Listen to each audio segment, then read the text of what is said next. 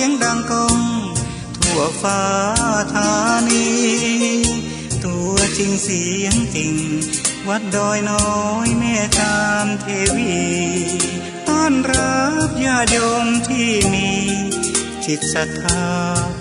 มาร่วมสร้างบุญ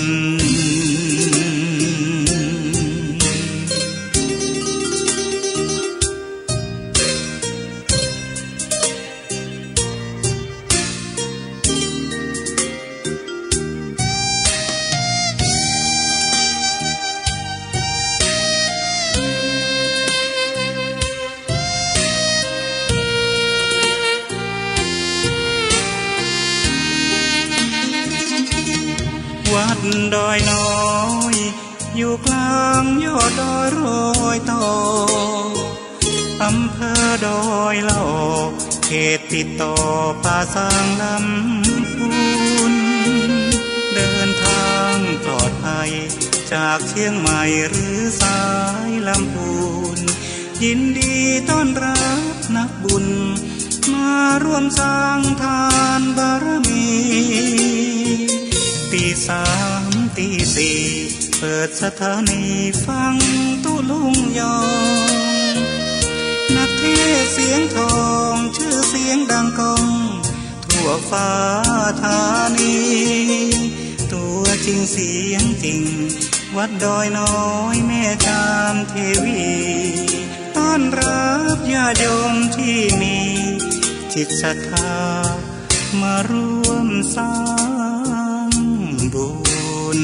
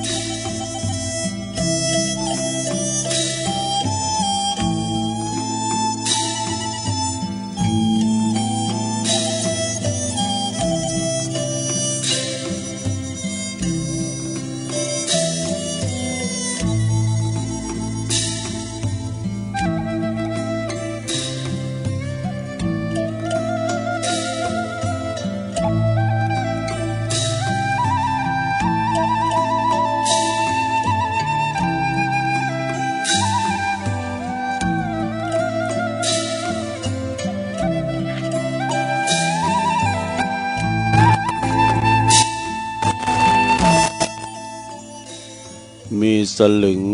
พึงบรรจบให้ครบบาท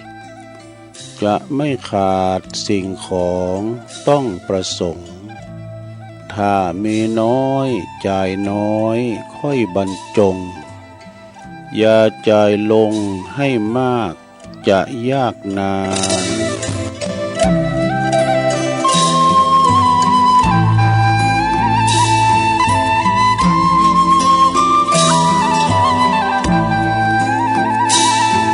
ตื่นเจ้าขึ้นมาก็ยิ้มแย้มแจ่มใสทุกโศกโลกภัยหายไปหมดสิ้นก็ขอความนอบน้อมแด่พระรัตนตรัยอันมีพระพุทธพระธรรมพระสงฆ์เป็นสรณะที่พึ่งกราบแนบไต่ไหวสาถวายความเคารพมายังครูบาอาจารย์พระมหาเถรานุเถระท่านเจ้าคณะพระสังฆาธิการพระภิกษุสามเณรเจ้าจุโตนจุองค์กุวัดวาอารามพร้อมตึงสำนักที่พักสงฆ์โดยเจริญปนมายังบรรดาปอออกแม่ออกศรัทธาตันสาธุชนนักศีลนักบุญคนดีหมู่เฮาเจ้าขาดต่างหลายเนาะแตกตื่นมึนตาแล้วก็มางมswamหาโทรศัพท์เครื่องหับวิทยุก็ดีก็มาเปิดฟังรายการสัพเพเหระปกิณกะขอนลุงไก่แจ้ง รายการเสียงธรรมแสงทอง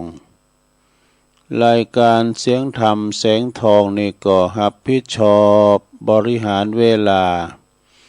ดำเนินรายการโดยต้นตัวแห่งอาตมาภาพเก่ากระผมตุลุงนันชัยวัฒ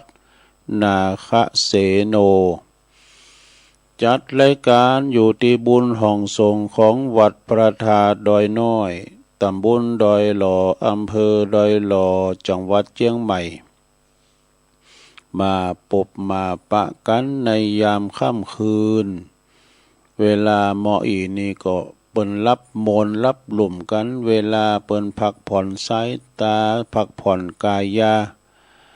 เพราะว่าการพักผ่อนนอนหลับนี่เป็นการดีที่สุดเนอะศรัทธาญาติโยมทั้งหลายแต่เฮาบ่ได้หลับนี่มันบ่โมนนะแต่ก็มันมีสวเนาะบางคนเฒ่าอย่างตัวลุงเขาเนี่ยตื่นมาแล้วก็เป็นวันนอนบ่หลับเป็นแล้วก็มาฟังรายการของตัวลุงนี่ก็ว่าไปเนาะตัวลุงก็ตื่นจื้นคืนมาก็มาค้นคว้าทำการบ้านเสาะหาสิ่งละอันพันละน้อยบ่ว่าจะเป็นมรดกธรรมก็ดีธรรมบรรยายนิยายธรรมนิทานธรรมในชาดกเป็นเรื่องก็ดีมานำเสนอเนาะศรัทธาตั้งบ้านตั้งจองที่เปิ้นนอนบ่หลับก็ฟังกันปิ้นกู่ปิ้นกีมกันไปนะลงเด้อก็การฟังนี่มันเป็นการที่ว่ามันใจจดใจจ่อเอาหูจ่อไว้นะเขาก็ฟังไปก่อนหลับไปนี่ก็เป็นการดีเด้อเอาก่อนอื่นที่ตุลุงจะได้เอ่ยไปตั้งคืนบุญสถานีแต่ละคืนที่เปิ้นมีน้ำจิตน้ำใจงดงามนำเอารายการครูบาอาจารย์ครูตุนครูองค์ไปออกในสถานีวิทยุของเปิ้นแผ่พายกระจายเสียงไปให้ท่านผู้ฟังที่อยู่ตั้งบ้านตั้งจองนอได้ฟังกันไปตุลุงก็จะได้ไหว้พระแล้วก็สวดมนต์กล่อมไว้ก่อนเนาะพุทธคุณธรรมคุณสังฆคุณซึ่งก็เป็นสิริเป็นมงคลเป็นมังกรกับตนกับตัวครอบครัวของเฮาจักได้อยู่เย็นเป็นสุขเน้อพร้อมแล้วก็กราบหนึ่งกราบสองกราบสามอิมินาสกาเลนะพุทธังอภิปูชยามาอิมินาสกาเลนะธัมมังอภิปูชยามาอิมินาสกาเลนะสังฆังอภิปูชยามาอะระหังสัมมาสัมพุทโธภะคะวาพุทธังภะคะวันตังอภิวาเทมิสวากขาโตภะคะวะตาธัมโมธัมมังนะมัสสามิสุปฏิปันโนภะคะวะโตสาวกสังโฆสังฆังนะมามินะโมตัสสะภะคะวะโตอะระหะโตสัมมาสัมพุทธัสสะนะโมตัสสะภะคะวะโตอะระหะโตสัมมาสัมพุทธัสสะนะโมตัสสะภะคะวะโตอะระหะโตสัมมาสัมพุทธัสสะอิติ ปิโสภะคะวะอะระหังสัมมาสัมพุทโธวิจาจารณะสัมปันโนสุกะโตโลกะวิโตอนุตตโลปุริสตัมมาสาลาติสัทธาเทวมนุสสานังพุทโธภะคะวะติสวากขาโตภะคะวะตาธัมโมสันติทิโกอากาลิโกเอหิปัสสิโกโอปันนายิโกปัจจตังเวทิตาโปวินโยหิติสุปฏิปันโนภะคะวะโตสาวกสังโฆอุจจุปฏิปันโนภะคะวะโตสาวกสังโฆญายะปฏิปันโนภะคะวะโตสาวกสังโฆสามิจิปฏิปันโนภะคะวะโตสาวกสังโฆญาติตังจัตตาลิปุริสายุคาเนอัฏฐปุริสปุคคลาเอสะภะคะวะโตสาวกสังโฆอะหุนายโยปะหุนายโยทักขินายโยอัญจาลิกาลานิโยอนุตตลังปุญญเขตังโลกัสสติจะยันโตโพธิยามุมูเลสกายานังนันทิวัตโนเอวังตวังวิจัยโยโหหิจยสุจยมังคะเลอปัลลาจิตตปันลังเกสิเสปาทาวิปุคะเลอภิเสเกสัพพพุทธานังอาคาปโตปโมทัตติสุนักตังสุมังกาลังสุปปาตังสุโหติตังสุขันโดสุโมโหโตจะสุยิทังปรมาจาริสุปทักขินังกายกัมมังวาจากัมมังปทักขินังปทักขินังมโนกัมมังปณิทิเตปทักขินาปทักขินานิกัตวนะละพันตัตเถปทักขิเนสัพพิติโยวิวัจจันตุสัพพะโลกโควินาศตุมาเตภวัตวันตัลลายโยสุขีติกายุโกภวะอัมภิวาตานาสีลิสานิจังวุธาปัจจายโนจัตตาโลธัมมาวัฏันติอายุวันโนสุขังปะลัง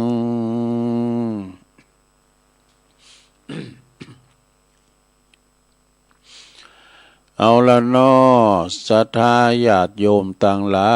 ยตุลุงก็ปิ้นเก้าปิ้นโหนำสวดมนต์ไปปิ้นตีเรียบร้อยก็ขอคุณพระติตาไหลรัตนะผ่านแผ่วพระแก้วเจ้าทั้งสามประการจงดลบันดาลมาปกป้องคุ้มครองรักษาวัดวาอารามโคงแก้วทั้งสามมาปกป้องดูแลรักษาครูบาอาจารย์พระสงฆ์องค์สามเณรเจ้าเปิ้นอยู่กับวัดกับว่ามาเผยแผ่สัจธรรมคำสอนขององค์บวรสัมมาสัมพุทธเจ้าเป็นเก้าเป็นการปกสร้างห่างแป้งขุดน้ำบ่อก่อกำแป้งแป้งวัดแป้งว่าเป็นดีเป็นงามปฏิบัติปัดกวาดไป แล้วก็มาปิ้นหนอนเน้อนาบุญศรัทธาได้มาทำบุญสักการะบูชากราบไหว้ดำศีลน้ำตาลปันศีลปันปอนดอกพอออกไม่ออกพอหลงไม่หลงก็ขอให้มีสุขภาพพลานามัยสมบูรณ์แข็งแรงเด้อปินลมโพลมใสของลูกหลานตันเต่ากันต่อไปตุลุงก็ขอปินกำลังจิตกำลังใจอีปออีเมที่เดินเฮินไปในตั้งใดบ่ใดก็เอาวิทยุเนี่ยเด้อปินกูปินกีมไปนะปอบ้านแม่บ้านจะขับรถขับลาออกคุ้มออกโคไปกาดไปลีไปตีไหนก็ดีก็ขอมีสติก่อนสตาร์ทเนาะรถมันหนักมันหลายระวังตึงรถเปิ้นระวังตึงรถเฮาขอเดินทางแคล้วคลาดปลอดภัยทั้งขาไปทั้งขากลับเด้อเอาแล้วตอนนี้ไปก็จะได้เอ่ยไปกลางคืนบุญแห่งสถานีแต่ละคืนนะในเครือข่ายที่เปิ้นรับสัญญาณและการธรรมะภาคภาษายองทรงเวลาตั้งแต่ตี3ถึง5 โมงเนื้อดังต่อไปนี้ขอขอบคุณสถานีวิทยุคลื่นพระพุทธศาสนาการศึกษาและวัฒนธรรมของวัดฝายหินเนอร์ตำบลสุเทพอำเภอเมืองเชียงใหม่ FM 104.50 เมกะเฮิรตซ์โดยเมตตาบารมีธรรมอาจารย์ท่านพระครูสมุวิศวัตรวรกิจโจอันเป็นผู้อำนวยการเนาะลิงสัญญาณไปเป็นตีเรียบร้อยขอบคุณสถานีวิทยุคณะสงฆ์อำเภอฝางตั้งอยู่ที่วัดพระพุทธบาทอุดมน้ำบ่อสาวาสำนักวิปัสสนาเนื้อ FM 88.50 เมกะเฮิรตซ์โดยเมตตาบารมีธรรมหลวงพ่อพระครูสุจิตานุรักษ์หลวงพ่อใหญ่เจ้าคณะอำเภอฝางขอบคุณตุปีเลินโดยเนื้อขอบคุณสถานีวิทยุแดนดินถิ่นล้านนาตั้งอยู่ที่บ้านฮงโงตำบลน้ำบ่อหลงอำเภอสันปัดตองเนื้อ FM 103.50 เมกะเฮิรตซ์โดยคุณรุจิสมบัติเงาคำเนื้อขอบคุณสถานีวิทยุคืนธรรมะของชุมชนวัดห้วยตองซักตำบลโขงเป้าอำเภอจอมทอง FM 98.75 เมกะเฮิรตซ์โดยเมตตาบารมีธรรมหลวงอาจารย์พระครูวาปีวรมานิตเด้อโซนไต่ซ้ายแต่ก็ฟังกันไปแล้วก็สถานีขอบคุณสถานีวิทยุมนต์เสียงธรรมมนต์เสียงธรรมนี่จากอำเภอแม่แจ่มวัดบุพาราม FM 106.25 เมกะเฮิรตซ์โดยเมตตาบารมีธรรมหลวงพ่อท่านพระครูมงคลวิสิทธิ์หลวงพ่อใหญ่เจ้าคณะอำเภอแม่แจ่มและขอบคุณท่านพระปลัดอุทัยตึง2อุทัยโดยขอบคุณสถานีวิทยุเน็กเนลเรดิโอ FM 96.75 เมกะเฮิรตซ์ตั้งอยู่ที่บ้านโจงตำบลรุ่งกวาวห้างหุ้นส่วนจำกัดอนุสรณ์เรดิโออำเภอเมืองปานจังหวัดลำปางและขอบคุณสถานีวิทยุชุมชนคนเหนือเขื่อนตั้งอยู่ที่บ้านดุงดำอำเภอฮอดจังหวัดเชียงใหม่ FM 90.75 เมกะเฮิรตซ์ขอบคุณสถานีวิทยุเพื่อการศึกษาและพัฒนาอาชีพเรดิโอเน็ตเวิร์ก FM 103.00 เมกะเฮิรตซ์อำเภอเมืองจังหวัดลำปางและขอบคุณสถานีวิทยุวัดบรรพตสถิตจังหวัดลำปางโดยเมตตาบารมีธรรมอาจารย์พระมหานพดลสุวรรณเมธีพระมหาสมชาติชาตปัญโยเนอะอันนี้ฟังตั้งลำปางฟังไปกว่างไกลและลำปางก็ฟังกันหลายตั้งใดก็ดีก็ฟังกันไปเนอะเมื่อสถานีเปิดแล้วเราก็ฟังไปลงทุนน้อยเนาะได้ทาน2-3ก่อนก็ฟังได้เป็นเดินบ่นะบางพองเปิ้นก็ได้ใส่ทานเปิ้นก็เอาเสพปักเอาอีน่ะวิทยุบ่เดี๋ยวนี้มันเต้นสมัยบางคนก็ฟังวิทยุฟังหยังสักอย่างตุแล้วฟังหยังฟังหูพี่นี่ใจฟังโทรศัพท์พี่น่ะฟังทางเน็ตทางไลน์ทางระบบอินเทอร์เน็ตนะก็ได้เหมือนกันนะสดาแล้วแต่ของไผของมันไป ทอการฟังนี่มันก็เป็นการที่ว่าดีสุสังละพะเตปัญญังเนาะการฟังโดยดีก็ยอมเกิดปัญญาก็เกิดจากการฟังนั่นเองนะเอาอยู่ที่ไหนต่างอกต่างใจฟังเนี่ยมันโมนมันก็เหมือนกับเฮาไปฟังเปิ้นอธิบายคู่ก็ดีเปิ้นประชุมก็ดีการเฮาตั้งใจฟังนะอย่างนั้นเป็นอย่างนั้นอย่างนั้นเป็นอย่างนั้นเฮาก็เข้าใจนะเวลาเปิ้นถามเฮาก็ฮู้นะมันสมัยแต่ก่อนนี่เราอยู่ห้องเฮนน่ะเป็นอันน้อยป.3 เนาะนั่งด้วยกัน3ก็นะเป็นแถวนั่งด้วยกัน3 คนก่อนนักเรียนมันหลายเนาะอาจารย์ประเสริฐวรรณวิจิตรนี่เปิดเป็นครูประจำห้องเปิดอธิบายแต่ก่อน2 คนก็ลิ้นกันด้วยเฮาก็ลิ้นด้วยเนาะฟังเปิ้นอธิบายเรื่องผู้นำในชุมชนที่ในหมู่บ้านของเรานี่เขาเรียกว่าอะไรเขาเรียกว่ายังไงเอกเดี๋ยวถามมอนั้นโหใส่โป๊ก เอาบกอกเลยนะใส่โหโป๊กลงปุตัวเฮานั่งสุดท้ายเนาะทางผู้ที่2ก็ไม่บ่ดักกึกๆเนาะปากยายนี่มันโหเขาใส่โก๊กก็เดี๋ยวมาถามเด็กชายชาวัดไปอันเขาเรียกว่าอะไรปรสัยละง่างเลยเนาะเขาก็ว่าแก่แก่กะถูกต้องแล้วแกภาษาไทยเขาว่าผู้ใหญ่บ้านหลอดตัวไปฟังโดยเป็นอธิบายเขาฟังโดยมันก็จะได้เข้าใจน้องสดาเนาะเข้าอกเข้าใจกันไปวันนี้น้องสดาญาติโยมมาพบมาปะกันแล้วนะบ่หือกัดแก้วเสเวลาก็คือวันนี้มาปะกันก็ตะลงกับวันที่2วันนี้แล้วนะสดา2 กรกฎาคมพุทธศักราช2569สดาญาติโยมเมื่อมาปะกันแล้วเนาะ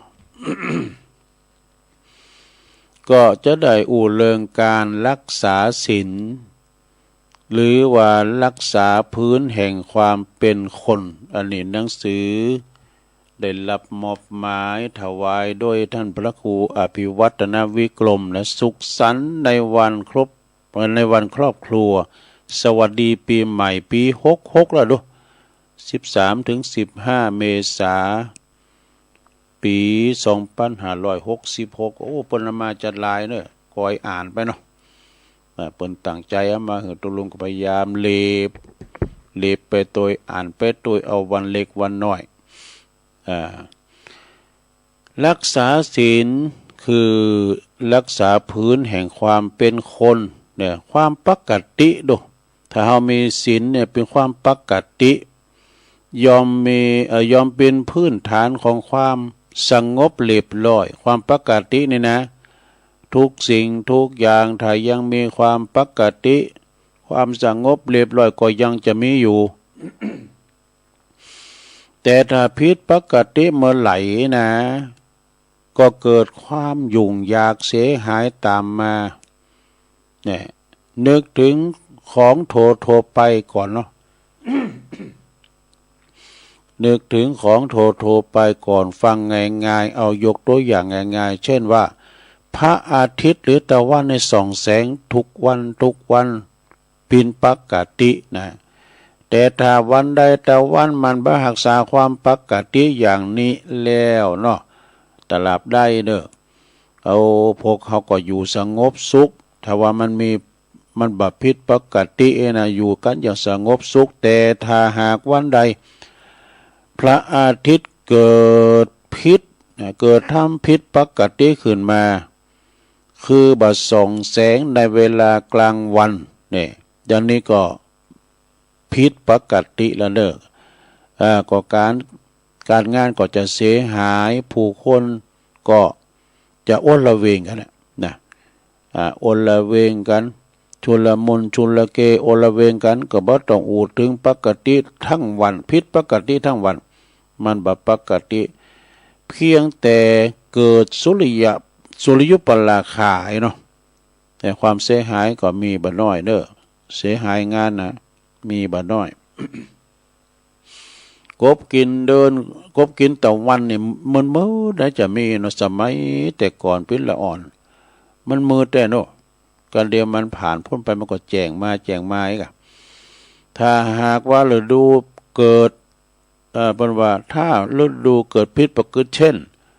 ฝนตกแล้วมันบัดตกอีกนะถ้าฝนมันตกแล้วมันบัดตกมันเคยตกมันยังบัดตกก็จะเกิดเขายากหมากแป้งเด้อมันเพราะว่ามันเป็นผลแรง ซูเปอร์อาริโยอ่ะ แล้วก็ปรต่างประเทศยุโรปพุนาเยอรมันกับพุนาโตเป็นเกิดความฮ้อนฮ้อนอย่างรุนแรงซะนะเป็นข่าวนะรถเครื่องเนี่ยมาตากไว้กันกลางแดดนี่นะก็เป็นหนังในสรุงยะมันฮ้อนเปิ้นว่าวัน ภาชนะอย่างฟ้าบาทนี่นะ เอาไปตากแดดนี่เนาะตอบไข่ใส่ในผลเราเป็นว่าเป็นไข่โลกเลยวะเป็นไข่โคไข่ทอดเลยวะเกิดความแห้งแล้งเนาะ แล้วก็อวัยวะร่างกายก็เหมือนกันตามปกติตาก็ได้พร้อมหยังหันหูก็ได้ฟังหยังก็ได้ยินปากได้กินหยังได้กินอาหารเนาะถ้าพวกนี้มันเกิดผิดปกติขึ้นมาก็จะเป็นอย่างได้ลองกึดผอเองนะ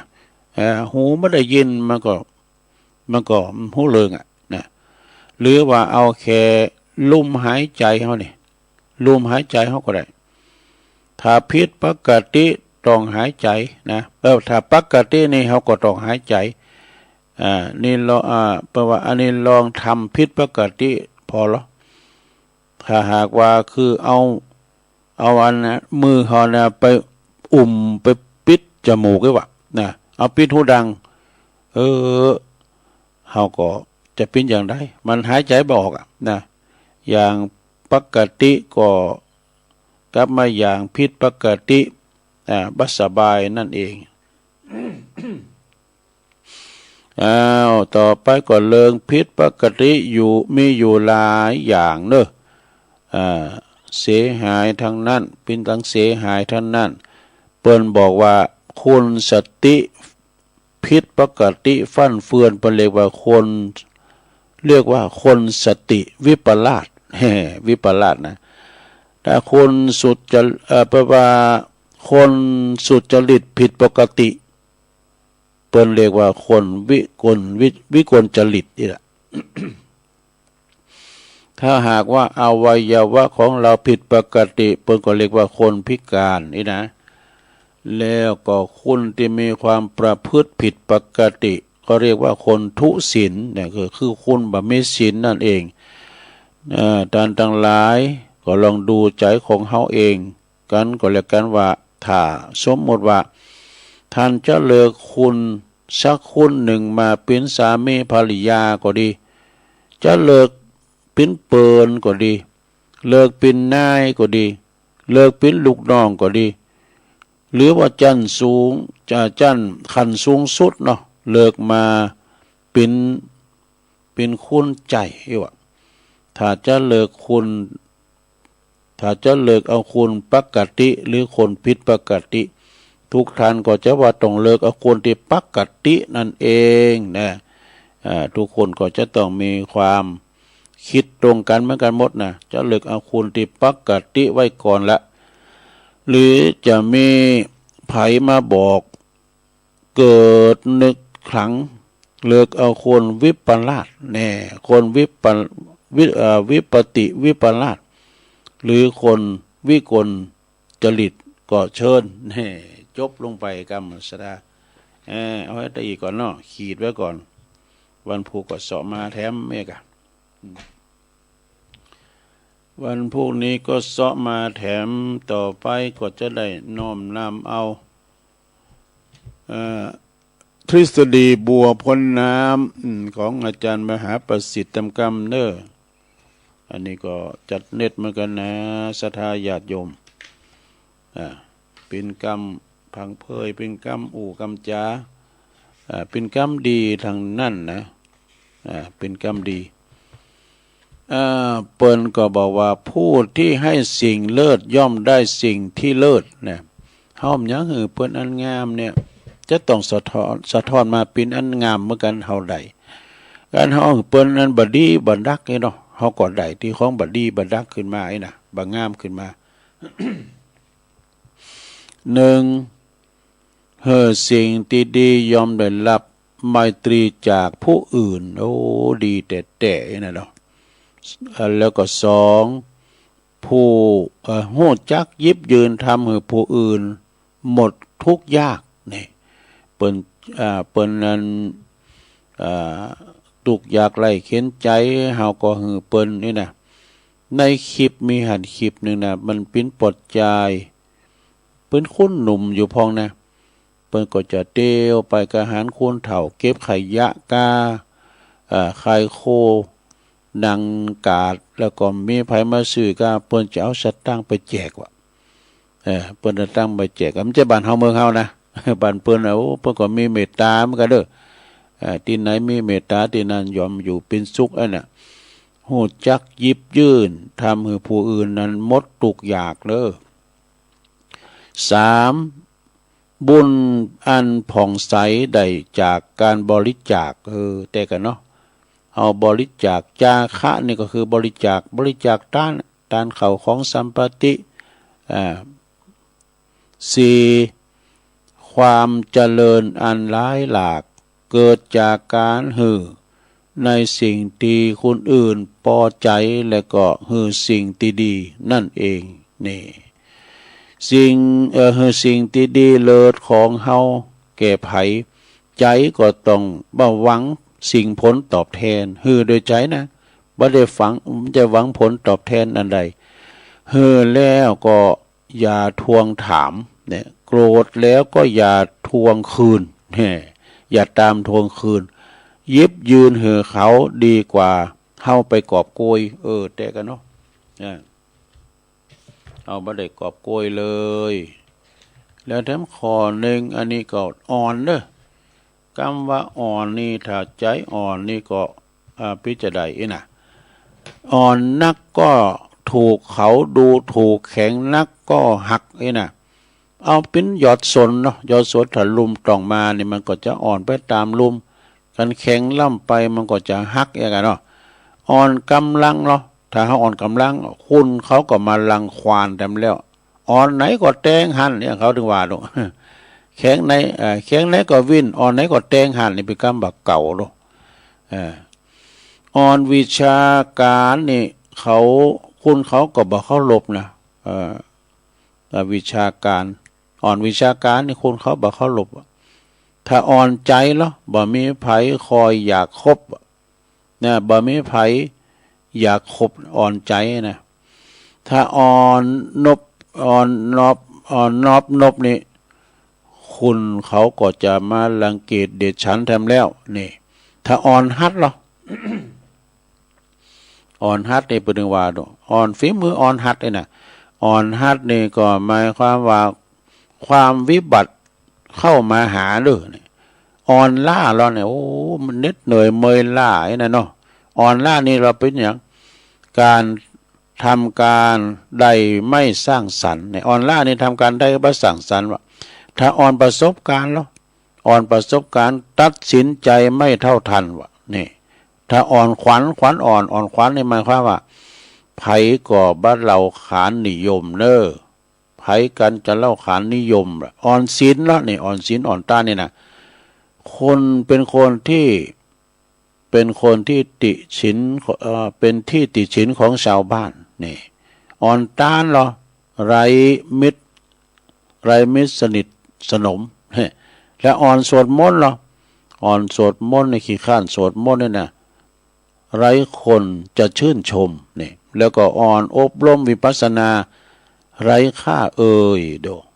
สดา ขอทานหนังสือทฤษฎีบัวพ้นน้ำนะแถมกั้มนี่บ่ฮืดกิริยาแข็งเกินไปกิริยาเฮาแข็งเกินไปนี่คนเขาว่าไล่มารยาทมีมารยาทผงผางเอกถ้าแข็งเกินไปคนก็พิพากษ์ทะเลาะลั่นทะเลาะกัน ต้องอ่อนเป็นเส้นไหมใจความผูกพันนี่ต้องแข็งขันในหน้าที่แต่ให้มีแต่คุณมีแต่คุณนะประโยชน์จบลงไปสดาญาโยมอันนี้ของอาจารย์มหาประสิทธิ์ธรรมาภินันโทเนาะสดาญาโยมทั้งหลายก็มานำเสนอสดาญาโยมทั้งหลายได้ฟังกันไปเนาะตอนนี้ไปตุลุงก็ตั้งทำไว้แล้วจะมาเราทำเลยอย่างตุนี่มันปิ้นแม่งอีบางนะเคยเล่าแล้วเนาะอีบางเนี่ยมันเคยฟังธรรมเนี่ยสู้สังลัพเตปัญญังนี่มันหมายความว่าจะได้นะอันนี้เป็นธรรมของแม่จำปีวงฟั่นเนี่ยพิจารณาลงฟังพอนะเอาต่างนะโมก็ได้เนาะเอาตั้งแต่สู้สังไปเลยนี่เอาคาถาไปเลยเนาะสุสังละพเตปัญญังติณโอกาสบัดนี้ต้นโตแห่งตุลุงก็จะได้น้อมนำโอกาสที่ทำคำสอนของพระบวรสัมมาสัมพุทธเจ้ามาจี้แจงแสดงอุปมาอุปไมยเนอะมวลชนศรัทธาอุบาสกอุบาสิกาอันมีแม่จำปีวงฝันปิ่นเก้าปิ่นประธานได้สดับรับฟังเปิดเพิ่มพูนนะสติปัญญาหูเข้าใจจึงจะเรียกได้ว่าบุญได้ทั้งบุญและก็ทั้งกุศลโดยบุญนั้นคืออย่างบุญนั่นก็คือความสุขใจอิ่มใจเย็นใจความอิ่มเอิบใจเนี่ยแล้วก็กุศลนั่นก็คือความเฉลียวฉลาดเกิดสติปัญญาหูดีหูชั่วหูจักบาปบุญคุณโทษว่าสิ่งที่ควรแล้วก็บ่ควรที่จะประพฤติพิธีกรรมทางพระพุทธศาสนานะสดาเนาะเปิ่นว่าบ่ว่าจะเป็นงานมงคลขึ้นบั้นใหม่กินแขกแต่งงานก็ตามหรือว่างานอาวมงคลงานศพงานสาก็ตามอย่างนี้เป็นต้นนะก็จะมีการไหวพระหับศีลเนอะสถาเนอะที่สำคัญในก็จะละเว้นที่ว่าใดต้องที่จะต้องบกพร่องไปนะก็คือก็จะต้องมีพระธรรมเทศนาอย่างน้อยกว่าหนึ่งผูกหนึ่งกันนะเช่นงานเกี่ยวกับการตายก็จะเตธรรมมหาวินบาก้ามาลายโพธโลกานิพพานสูตรกาเนี่ยหรือว่าเรื่องอนิจจังทุกขังอนัตตาเป็นคือความบ้าหมั่นบัดเตงของชีวิตเนี่ยนะสอนเหือหู้สอนเหืออยู่โดยกันอย่างความบัปปมาทขาดสตินะลงเด้อหมั่นหักษาศีลกินทานอย่างอีเป็นต้นเด้อแล้วเพิ่นก็ว่าแต่ปิ้นตีน่าสังเกตโดยทั่วไปว่าชาวพุทธของเฮานี่มักบ่ค่อยตั้งใจตั้งสติสดับรับฟังกันสักเท่าใดนักนะเพราะว่าจะเป็นคนหูนักหูน้อยมีสติปัญญาในระดับไหนก็ตามส่วนมากจะฟังพอเป็นพิธีนะเพิ่นว่าฟังหูใต้ฟังหูซ้ายทะลุหูขวาน่ะสมาธิจิตใจก็บ่ตั้งบ่มีเพราะว่าบ่ตั้งบ่มีทั้งจิตตะเอาใจฝักใฝ่แล้วก็วิมังสาจดจ่อมีจิตใจจดจ่อแล้วก็ไตรตรองเลยภาษาธรรมะเพิ่นว่าโสตะสุญโย มีหูศูนย์เปล่าว่าเพิ่นว่านะไล่ประโยชน์บ่สอบฟังสิ่งที่ดีมีสาระเป็นสิริมังคลาเป็นมงคลแต่สอบไปฟังสิ่งที่ไร้สาระอัปมงคลว่าฟังหยังหรือว่าหูโสตทวารโสตทวารซึ่งเป็นอวัยวะส่วนหนึ่งที่สำคัญในหลวงเนอะ เพราะว่าเป็นอินทรีย์เป็นอันใหญ่ในร่างกายก็คือการฟังเนี่ยนะคนเฮานี่มีสองลำโพงเนาะเพราะว่าลำโพงว่า ใบหูเนี่ยนะมีลำโพงซ้ายลำโพงขวาธรรมชาติเปิ้นสร้างมาเพื่อมาเปิดได้รับฟังนะและได้รับฟังแต่ใบหูของคนเฮานี่มันต่างกันนะสถานเนาะบางคนก็หูหล่อบางคนก็หูต๊อป บางคนก็หูใบใหญ่นะหูใหญ่บางคนก็หูน้อยหูเล็กว่าเปิ้นว่านะบางคนนะก็หูบางนะหูบางพองหูหนาพองหูยาวพอง บางคนในหูเส้นเนี่ยแล้วก็แต่บุคลิกภาพของแต่ละคุณเนี่ยเขาพอแล้วคุณดิพันดิเป็นคุณดำนะคุณดำต่างประเทศหูบนน้อยพอแล้วหูบนนะเหมือนกันหมดเป็นไปตามธรรมชาตินะเป็นไปตามธรรมชาติตามกรรมทำนายลักษณะของผู้เชี่ยวชาญนี่เป็นว่าเรื่องใบหูเนี่ยเป็นว่ากล่าวไว้ว่าบุคคลใดถ้ามีหูยาวนะหูยาวเนี่ยเป็นผู้ที่มีบุญว่ะฮะเป็นคนที่มีผู้มีบุญนะคนหูยาวเนี่ยนะมีอายุหมันยืนยาวด้วยวะดูนะจะเท็จจริงอย่างได้เนี่ยขอการสังเกตเอาเองเด้อเขาบอกครูบาอาจารย์ที่มหาเทราเราเป็นหูเป็นยาวนะแต่คนที่จะมีความจริง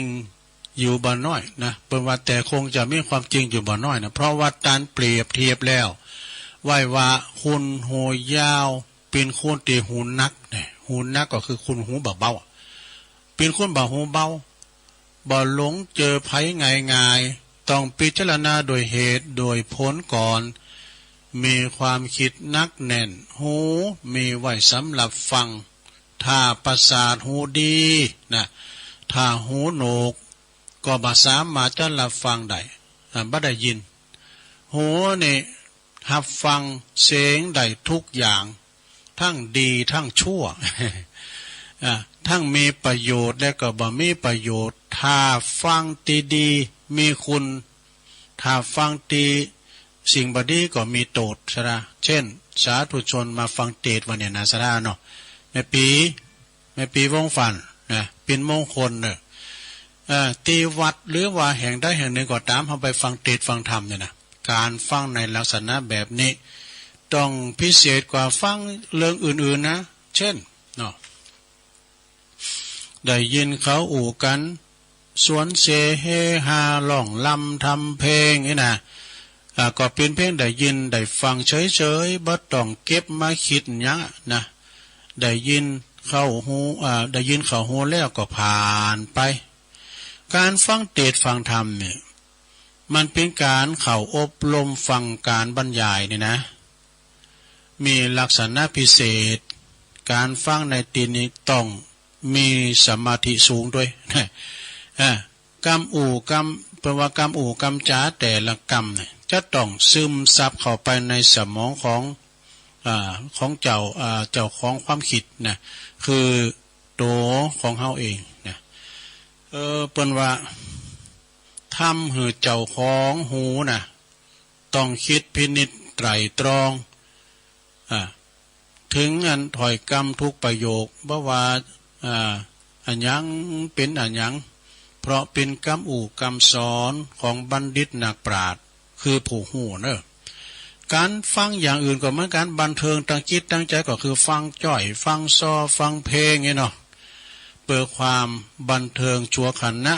ก็ผ่านไปบ่จีรังยังยืนสักเท่าใดแต่การฟังธรรมะมีประโยชน์นะประโยชน์ว่ากว่ามีคุณค่าอย่างอื่นในชีวิตเนอะ การฟังเทศน์ฟังธรรมฟังการบรรยายฟังปาฐกถาของนักปราชญ์บัณฑิตก็ดีเพราะว่ามีประโยชน์ในชีวิตบ่มีตุกโตดโดยประการอันใดเลยเปิ่นวันนำเอาธรรมะคำสอนตีใดฟังมานะไปกันกรองนะด้วยสติพยาปัญญาของเฮานำไปปรับปรุงแก้ไขความบกพร่องของตัวเองให้ดีขึ้นนะปรับตัวกับใจเพราะว่าปรับตัวกับใจตั้งอยู่ในศีลในคุณธรรมคุณงามความดีเนี่ยแต่ปุถุชนเนี่ยศรัทธาญาติโยมทั้งหลายแต่ปุถุชนคนเฮาในส่วนมาก็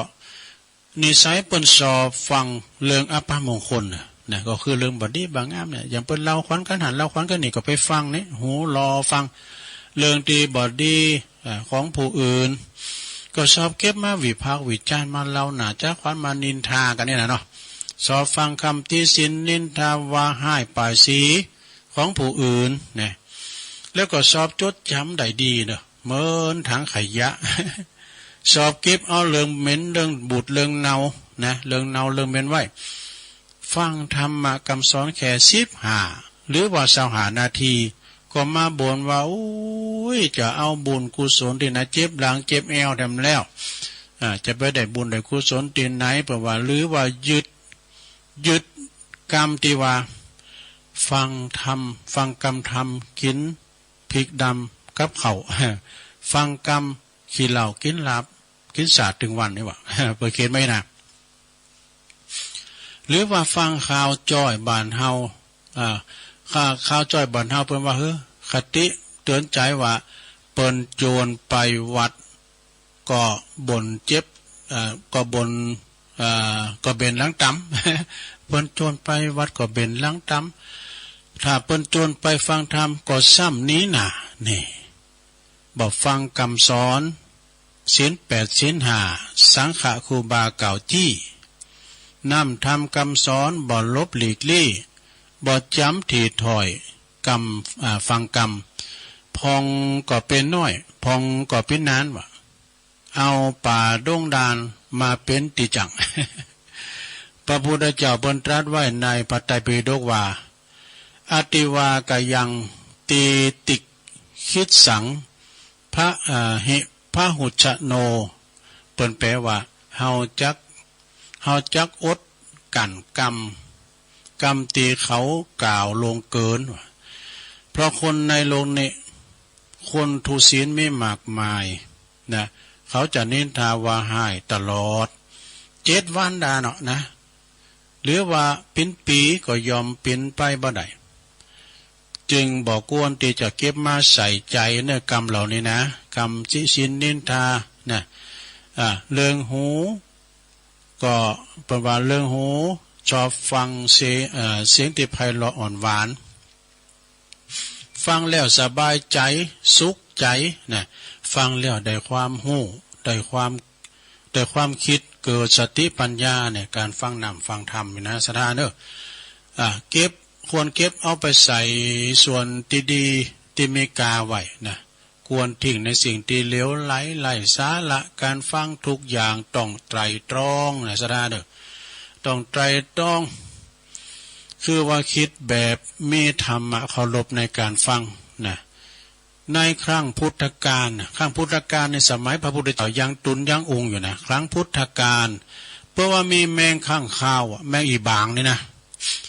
แมงอีบางที่มันนอนก็คือเนี่ยมันออกหากินพื้นกลางวันนี่มันก็อยู่ในถ้ำมันเอาตีนมัน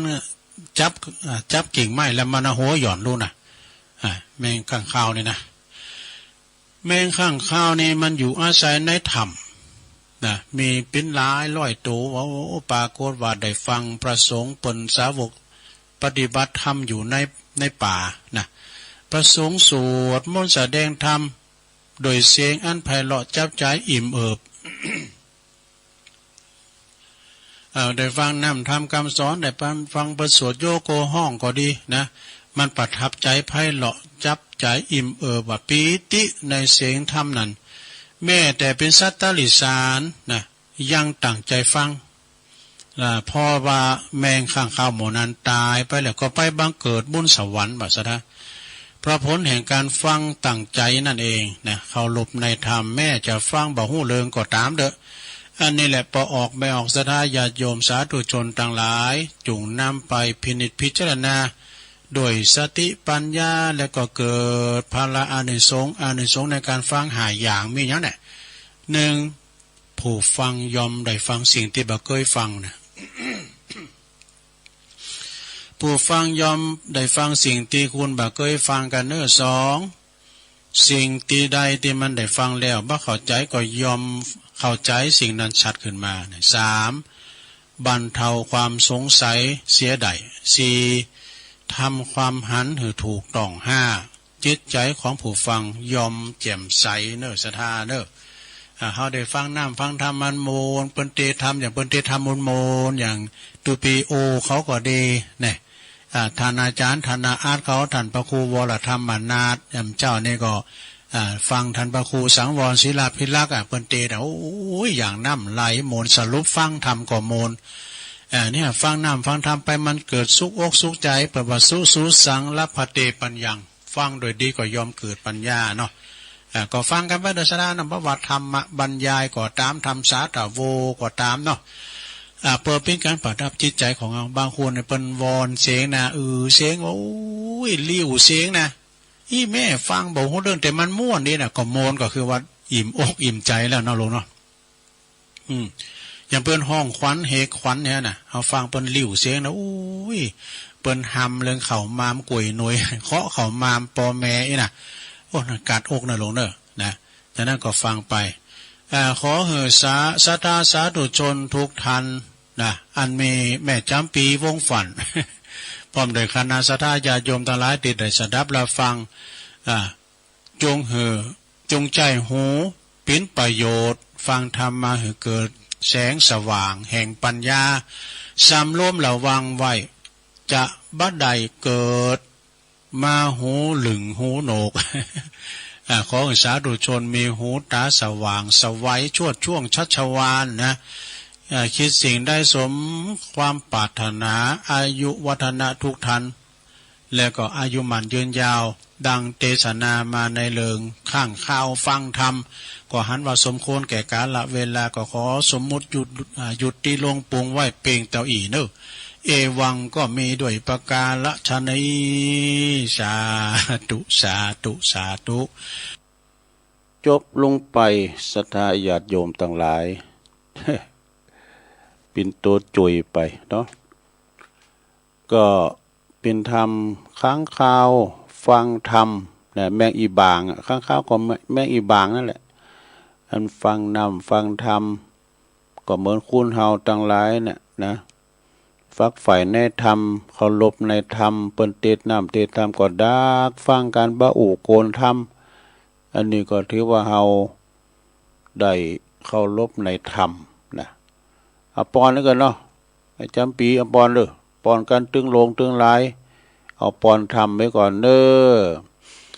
สัพพิติโยวิวัจจันตุสัพพะโลโกวินาศตุมาเตภวัตวันตรายโยสุขีติขายุโกภวะอภิวาทานาสีลิสานิจังวุตตาปัจจายโน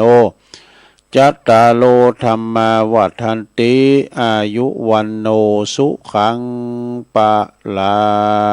งเอาแล้วจบลงไปปันศีลปันป้อนจบ1 ชั่วโมงไปก็กันเดียวตุลุงก็จะยอบอย่างให้กำกันเนาะยอบอย่างให้กำ1ก่อนศรัทธาบางพองก่อนรับไปทำตอนนึงแล้วก็ดีนะฟังไปก่อนรับไปชั่วโมงที่2สักกำเดียวตุลุงก็จะเอาคติธรรมมาเล่าสู่จูกันฟังพร้อมกับตั้งนิทานธรรมพองเก็ดเล็กเก็ดน้อยมาหือศรัทธาได้ฟังกันไปนะเพราะว่าเวลาก็ถึงนักถึงหลายมีคติธรรมหลายอันหลายอย่างฟังกันไปหือศรัทธาได้ฟังสิ่งที่เป็นมังกละเป็นมงคลตอนนี้ยอบอย่างกันเดียวกันเนอะเดี๋ยวมาปะกันในช่วงที่2กันต่อไป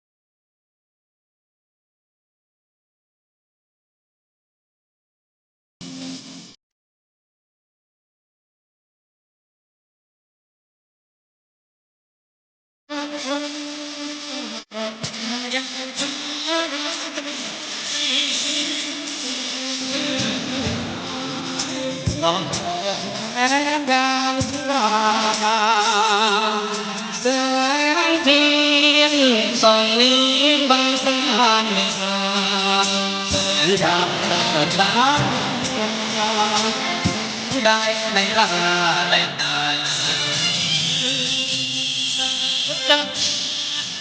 เด็ดงามชื่อเพียง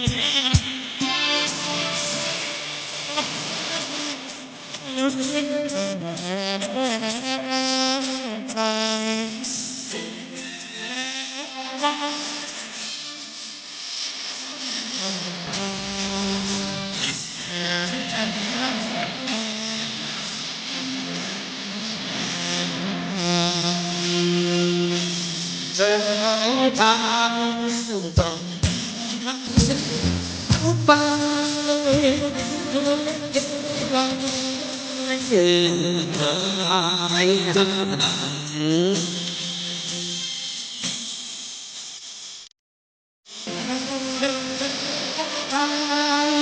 ทำเท่า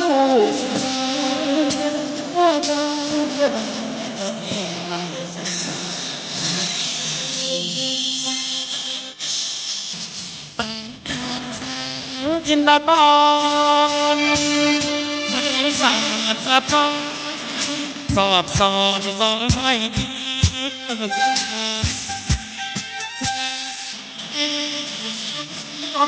ตั้งสมัยไว้จิตเสี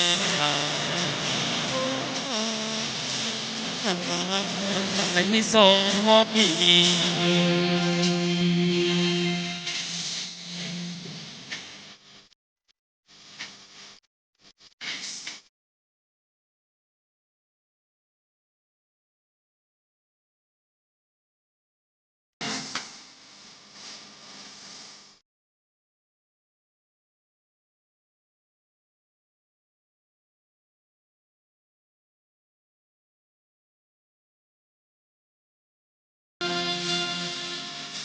เส้น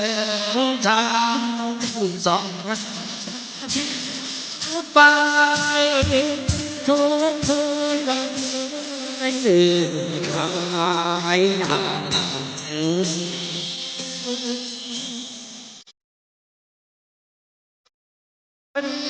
ทางทางทุ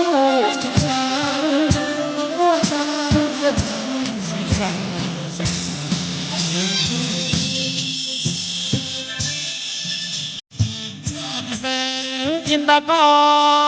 รแสงสาดสะท้อนตอบสอนร้อย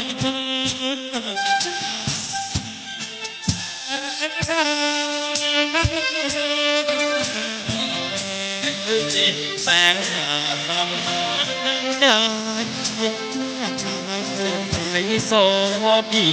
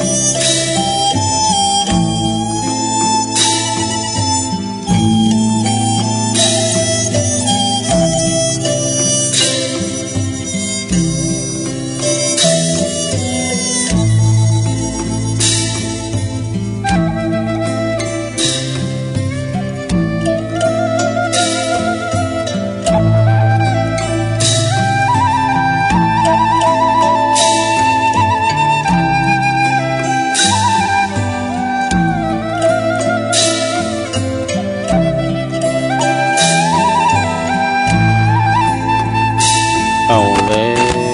วศรัทธาสา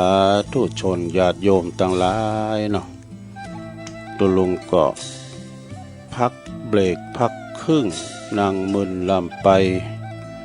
ก็มาเจ็บหลังเจ็บแอวกัดหลังกัดแหล่ยกใหญ่ไข่ตีเตียวไปเตียวมา หยุดเส้นหยุดสายจิบน้ำแล้วก็มานั่งอู่กันต่อในชั่วโมงที่สองเนอะขณะนี้ตันทั้งหลายก็กำลังฟังรายการสัพเพเหระปะกินกะขอนลุงไก่แจ้งรายการเสียงธรรมแสงทองดำเนินรายการโดยตุลุงยองก็มานั่งอู่นางจาก็ปออกศรัทธาในตอนนี้เนาะเวลานี้ก็4 โมงกับ9 นาทีศรัทธา4 โมงกับ9 นาทีบางพองก็ลุกมาแล้วลุกมา1เข้าเป่าไฟทำหุงหาอาหารทำสำหรับกับข้าวลุกมาเมื่อเจ้าเขาก็จะได้ใส่บาตรพันเนนเทนน้อยมากุมเข้าหน้าประตูโฮเปิ้นเอาบุญมาจูถึงหน้าบ้านหน้าจองเฮาเนาะใส่บาตรคนละตุน2 ตุนไปศรัทธาวัดวาอารามของเฮาก็จะว่าจะมีตุภะหลายตามบ้านนอกบ้านนานี่บ่ได้มากุมเข้าเลยนะพร้อมหยังก็มันมีไผเฝ้าวัด มันมีไผเฝ้าวัดเพราะว่ามีตุลุงทาตุนเดียวกันมากุมแล้วก็มีไผขยโยมพะน้อยก็มีก็มีข่าวว่านั้นดูตุเจ้าถึง3 ตุนน่ะพอไปกุมเข้าให้ถึง3 ปีกมานี่ปุตตุเปิ้นยกเอาตังวัดว่าขานหน้าบ่เต่าขานหลังคุณห้อมเดี๋ยวมันหูบาปหูบุญนะญาติโยมปิตุปิเจ้ามายังตีเปิ้นน่ะ อันนั้นก็มันไว้วางใจบ่ได้แต่ศรัทธาบางพองก็กอยมาแต่งจะมาทำบุญหล่อมแหลมเอาสตางค์เปิ้นไปอีกก็มีศรัทธาเนาะเห็นหน้าไม่เห็นใจรู้หน้าไม่รู้ใจนะฉะนั้นวันนี้ก็มาปะมาพบพวกนี้ก็เหมือนกันพวกนี้ก็มาปะก็เดียวก็จะมีรายชื่อสักหน่อยเนาะศรัทธารายชื่อรายนามสักหน่อยก็ไปช่วยการช่วยงานวันนั้นไปช่วยงานที่วัดวังสะแกงการมหรสพไปขอนที่หันมดศรัทธาคุณเปิ้นก่อนนักก่อนหลายปึงเปิ้นว่า4 ปี3 ปี4พศจัด1ท่านพระครูแสวงนี่นะคุณนักคุณหลายกองเจิญมา16 แก่นมากัน25 แก่นมันคุ้นเคยกันวะ ตุปีแหวงนี่เปิ้นเป็นคนที่กว้างขวางในวงสังคมผ้าเหลืองเนาะเปิ้นฮู้จักกันหลายไผขอใครเอามากำไว้กันเนาะเอามากำแล้วไปป้อกาจักลาแก่นปั้นกันเนาะ วิสาสาปรมายาติความคุ้นเคยนั้นเป็นญาติอย่างยิ่งกลางคืนก็มีถึง2 คืนบอกไฟดอกแถมบอกไฟลูกหนูแถมนะแล้วก็ซอน้ำ2 วันนะดูไอ้จูขี้เมฆเขาซอถึง2 วันย้อนยุกแถมThe Friend นี่ ปิกมาประ10 โมงไปเมื่อคืนนะวันนั้นนะกลางวีกลางวันก็คุณนักคุณหลายสืบใจตาลงกันพระสงฆ์องค์สังฆะนี่80 ปลายศรัทธาดูในเมตตาบารมีธรรมพระเดชพระคุณท่านเจ้าคุณพระสุวรรณเมธีด็อกเตอร์รองเจ้าคณะจังหวัดเชียงใหม่วัดพระธาตุเจ้าสลีจอมตองพระเดชพระคุณพระโสพระพระเดชพระคุณท่านเจ้าคุณท่านเจ้าคุณรองเจ้าคณะจังหวัดละปูนเปิดก็มาเป็นเก้าเป็นกันนะแล้วก็ตูเจ้าครูบาอาจารย์80 ปลายซะแล้วสืบชะตาลงกันไปเรียบร้อยไปเนาะก็มีรายชื่อนามก็เดียวก็อ่านเนาะสักน้อยมันก็จะมีหลายมันก็เปิ้นบางคนเปิ้นเคยฟังให้ดอก แล้วก็ว่านี่ก็ไปที่วัดกูงูลืนอันนี้ปิกมาตอนบ่ายนี่มันก็นะเมตตาธรรมอาจารย์พระอธิการประสบโชควิสุทธิธาลีก็คุ้นก็หลายอยู่ตอนเจ้านะศรัทธาโดยคณะศรัทธาบั่นสันเจริญปลงเคเขาปู่โจยอบต.แต่ว่านี่เป็นยกยอดชัดโดยแม่รอดเนาะแม่บุญรอดแม่รอด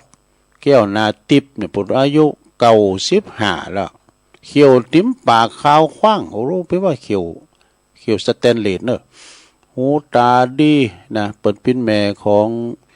อ้อบตชัยยาแก้วนาทิพย์ตัวไอ้สมยศเป็นเจ้าภาพ40,000กันเนาะ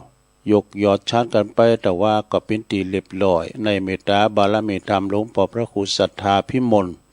เจ้าคณะอำเภอป่าสร้างปิ่นเก้าปิ่นการพระครูสุนทรปัญญาลัตน์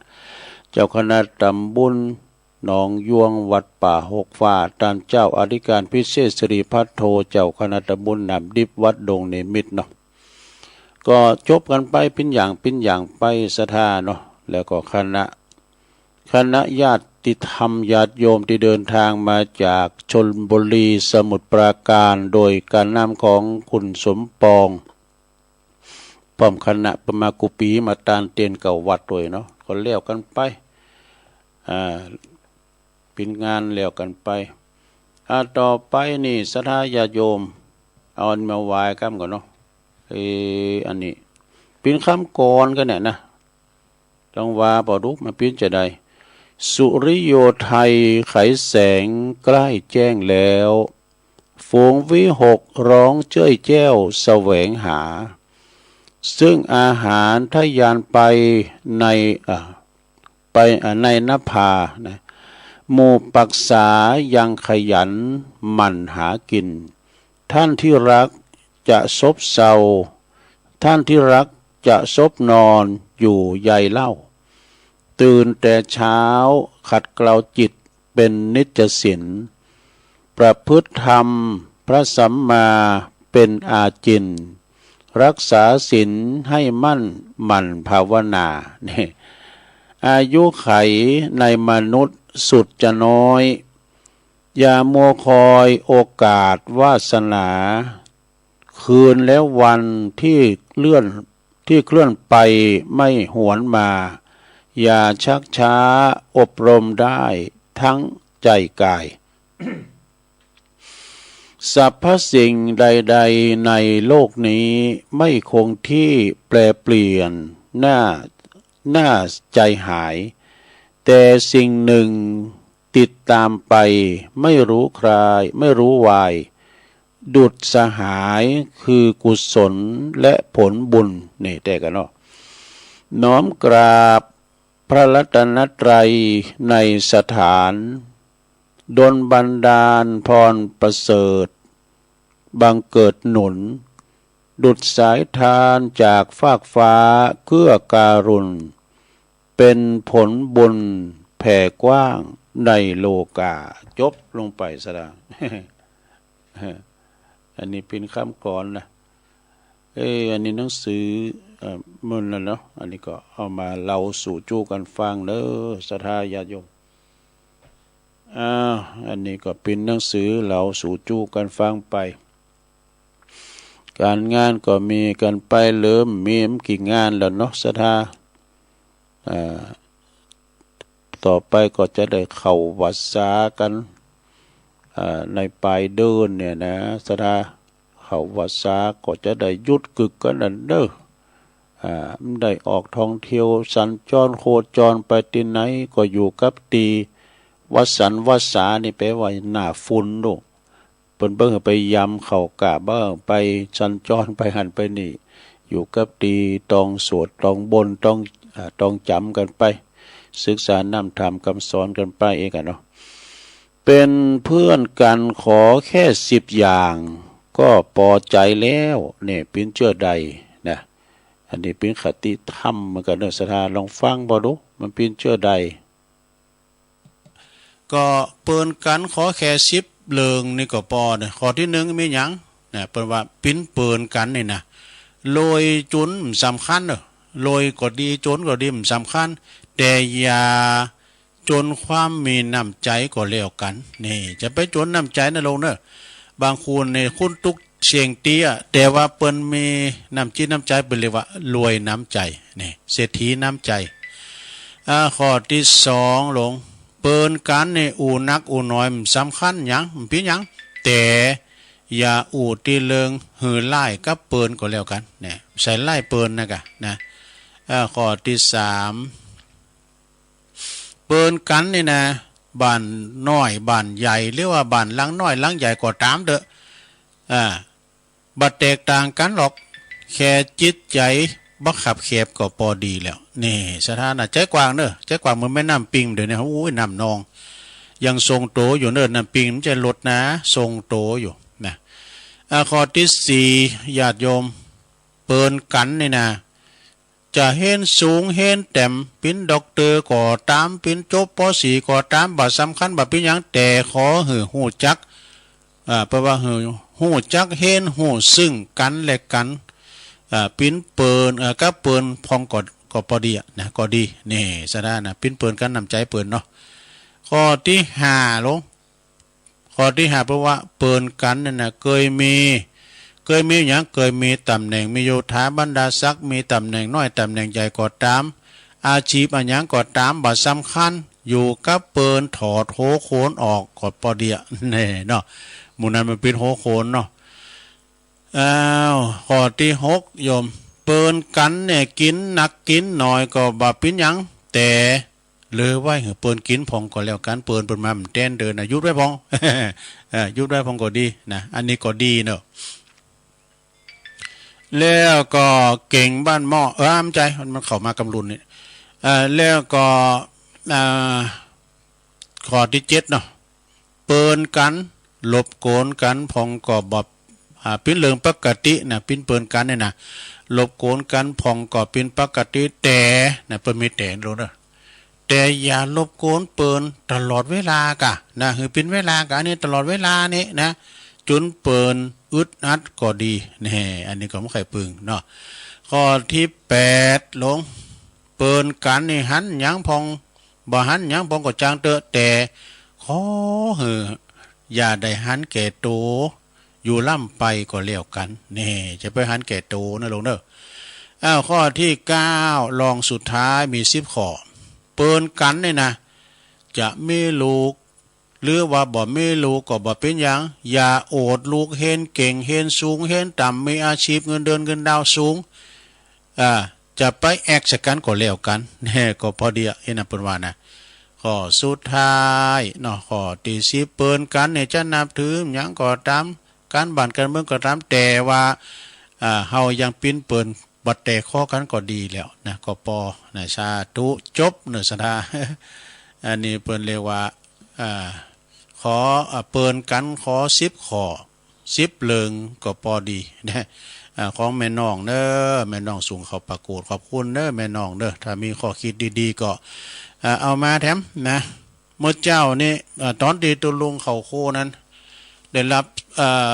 เบอร์ได้รับโทรศัพท์ดอกโอ้ในเมตตาบารมีธรรมหลวงพ่อท่านพระครู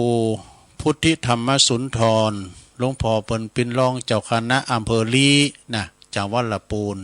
เปิ้นอยู่วัดเมตตื่นนะโทรเข้ามาโอ้อันเฮาก็ขออนุญาตเปิ้นเนาะ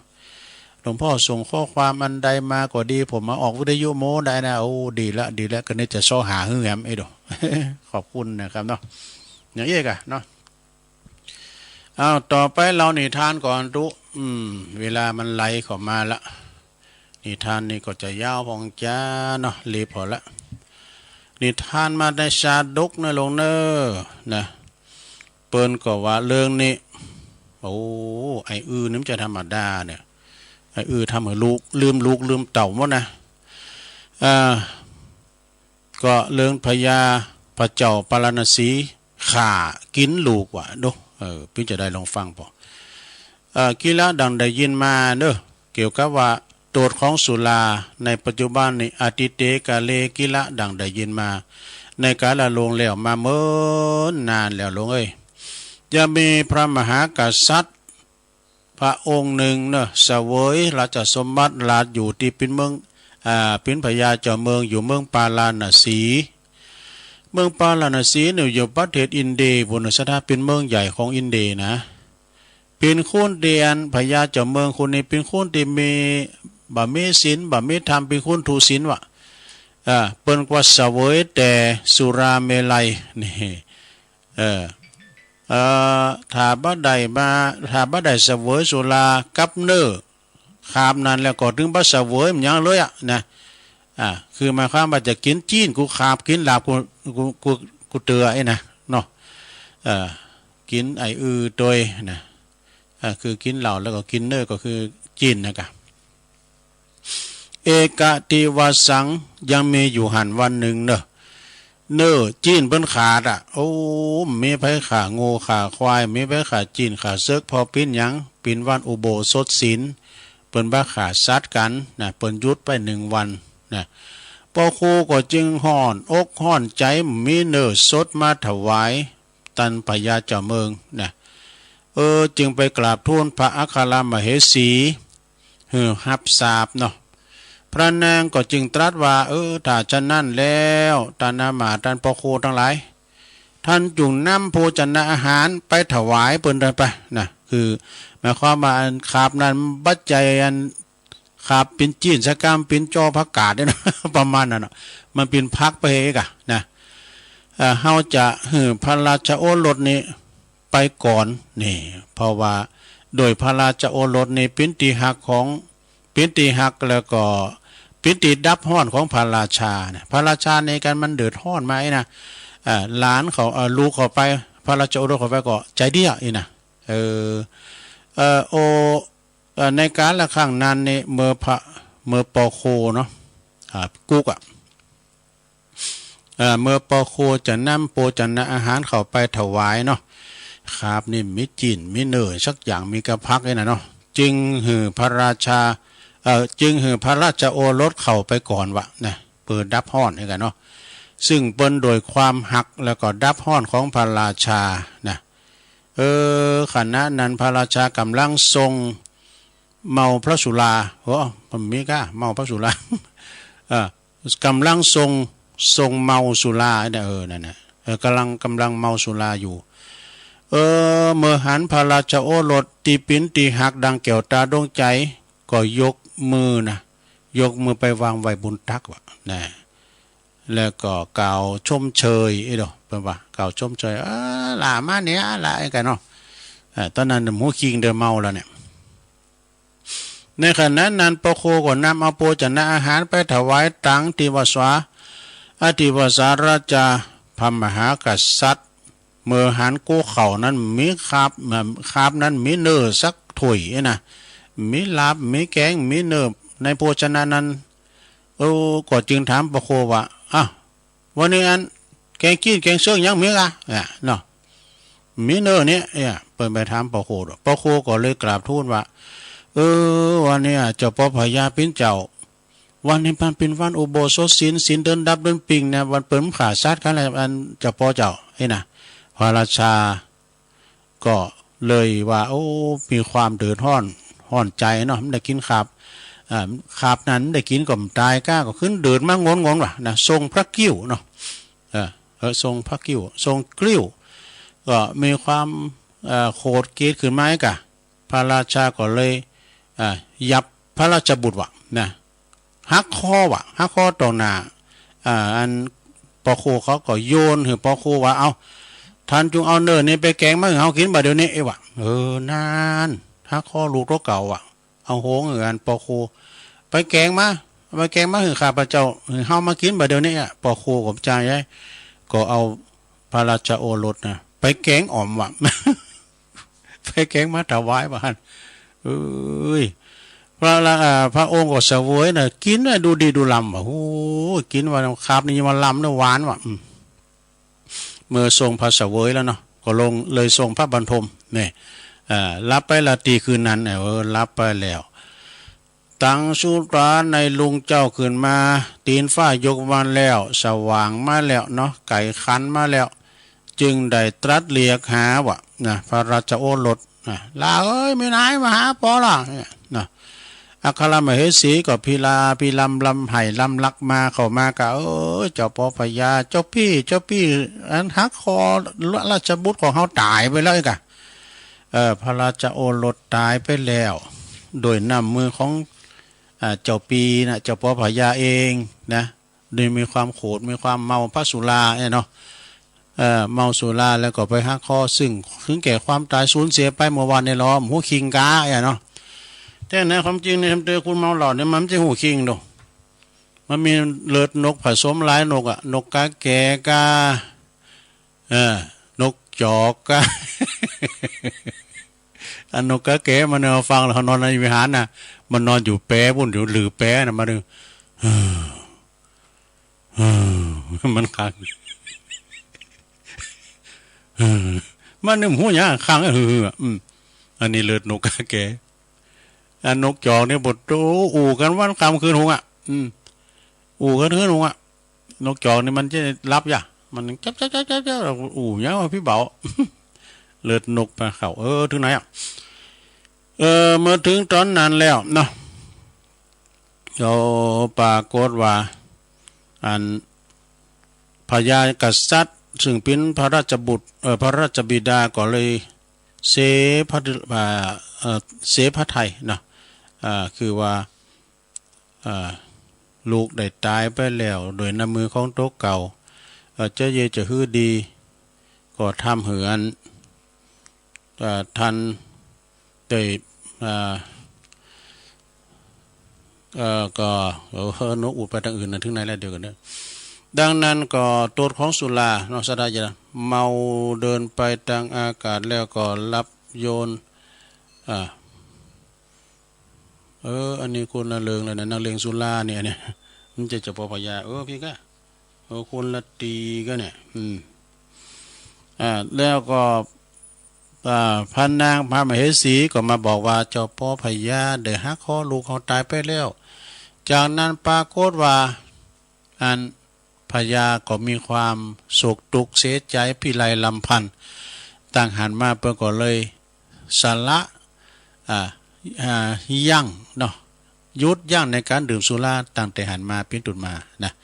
อันนี้เปิ้นเอามายิบยกมาเพื่อว่าสุรานี่มีโทษอย่างหลายอย่างนะก็เลยจบลงไปเนอะศรัทธาญาติโยมทั้งหลายนะเป็นสุราเมลัยเลิงพญาเจ้าเมืองเป็นนักเลงสุราก็จบลงไปเนาะจำเรื่องนี้ก็คงได้แค่เนี่ยเนาะอันนี้มันก็ยาวเหมือนกันนะต้องว่าเปล่าเนาะมันจะตึกไหนอันนี้นักเลงสุราเนอะซะได้เนอะยังมีคน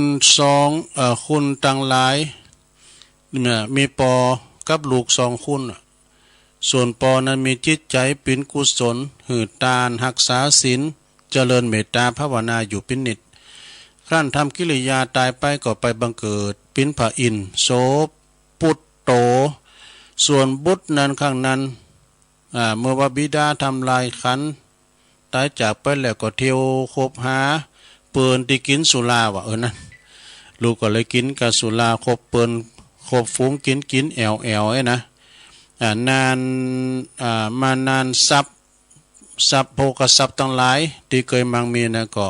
หมดไปทุกวันนะครั้งนั้นพระอินทร์ผู้เป็นบิดาก็มีความเวทนาเนาะลูกเขาเยว่าเป็นคุณไปอั้นไปแอวไปแหวงมีไปสั่งไปซ้อนกันจึงนำนะจึงนำเอาหม้อมาหือใบหนึ่งนะแล้วก็จึงตรัสสั่งว่าปอเป็นพินพระอินทร์เจ้าจงรักษาหม้อใบนี้ไว้หือดีเนอะเจ้าจงรักษาไว้ดีไปหือมันแตกนะหม้อใบนี้นะยังอยู่ตราบใดเจ้าก็บ่อยากจนเข็นใจตราบนั้นเนอะเนี่ยเป็นหม้อวิเศษจ้ะรักษาหม้อดีๆเนอะลูกเอ้ยนะแต่ลูกเปิ้นหัวเปิ้นเป็นปอเจ้าจงรักษาว่านี่ถ้าว่าเจ้ามีอันนี้ในหม้อนี่นะเจ้าถึงบ่อยากไหลเข็นใจตราบนั้นเนอะพระอินทร์ว่าดังนั้นแล้วก็เลยกลับไปโสปุตโตส่วนว่าลูกชายนั้นข้างนั้นก็ได้หม้อแล้วเนาะก็ป้าเอาหม้อนั้นนะเที่ยวไปกินสุราไปวะการว่าชะตามดจะตั้งก็เข้ามาในหม้อเองกันเนาะหม้อวิเศษโลหม้อนี่มีความอับจนเนอะนะเปิ้นหือแล้วแต่มันเอาไปทางดีนะกะเขาไปทางอบายมุขความว่าหม้อนั้นนี่ได้สำเร็จสมความปรารถนานะคือปรารถนาเงินหรือว่าทองสิ่งใดสิ่งอันใดก็จะสำเร็จสมปรารถนาทั้งสิ้นใครได้เงินก็เงินมากองใครได้ทองก็ทองมาติ้มหม้ออย่างกันเนาะเอกาทิวสังยามมีในวันหนึ่งนะ บุรุษผู้นั้นก็ดื่มไอ้สุราเมาไม้มาเนาะเมาเข่ามาเดินเข่าต่างออกต่างแล้วก็โยนหมอนแล้วลินขึ้นบนอากาศว่าฮับปุ๊บไอ้ว่าโอ้พอได้เป็นกูบ้อนได้แล้วเอกโยนขึ้นมันเมาเหล้าด้วยโยนขึ้นแล้วก็ฮับปุ๊บไอ้ก็ได้ก็2 กำ 3 กำก็ฮับได้อยู่โยนข้างที่3กะฮับแทนหมอตกลงลุดมือก็ลูกมาแตกไปมีเนี่ยหมอเข่าแตกไปแล้วตุบหมออันเข่าโต๊ะเก่านะเพิ่นว่านะตั้งแต่หันมานะนายคุณนี้ก็เลยเป็นคุณโจรอนาถาต้องไปขอเจ้าบ้านเลี้ยงชีพดูนี่อย่างนี้ไปอาศัยอยู่ใต้ทุนเลื่อนของเขาอยู่นี่นะปิ้นดังนี้เพราะว่าโตดการกินสุราเรื่องนี้พระศาสดาเปิ้นตัดเทศนาแก่อนาถปิณฑิกมหาเศรษฐีโดยพระคาถานะและเปิ้นก็บอกว่าดูก่อนคฤหัสบดีนักเลงสุราได้หมออันปิ้นเคืองสำเร็จความปรารถนาทั้งปวงแล้วถ้ารักษาไว้ใดนะก็จะได้เสวยสุขไปตลอดกาลนะบัดนี้นักเลงสุรารักษาบ่ได้ก็เลยบังเกิดเป็นคนอยากไล่เข็นใจโดยความประมาทสมเด็จพระบรมโลกนาถเปิ้นเทศนาดังวิสัชนามาจนี้นะอันหนึ่งคนกินสุราเมลัยได้ชื่อว่าคุณเมาคือคุณหลงตีบ่ควรหลงหลงตีบ่ควรหลงไปจนสิ้นชีวิตนะเมื่อสัตว์ทั้งหลาย4 จำปกเนี่ยคือมีนกกาเลียนเนี่ยคอยเดินคอยย่อคอยหย่องเบาๆยื้ออย่างนั้นมันว่าขั้นจะเดินนักก็กลัวแผ่นดินจะสุดว่ะ นกกาเลียนเนี่ยมันคอยย่อคอยหย่องมันกลัวแผ่นดินสุดว่ะเพราะว่าตัวมันนักมาหือล้ำเลยเนาะก็จัดว่าเป็นความหลงอย่างหนึ่งนะความเข้าใจผิดไปอย่างหนึ่งใส่เดือนหรือว่าขี่เดินคลั่นกินดินนะมันกินดินเป็นอาหารนะใส่เดินเนี่ยนะ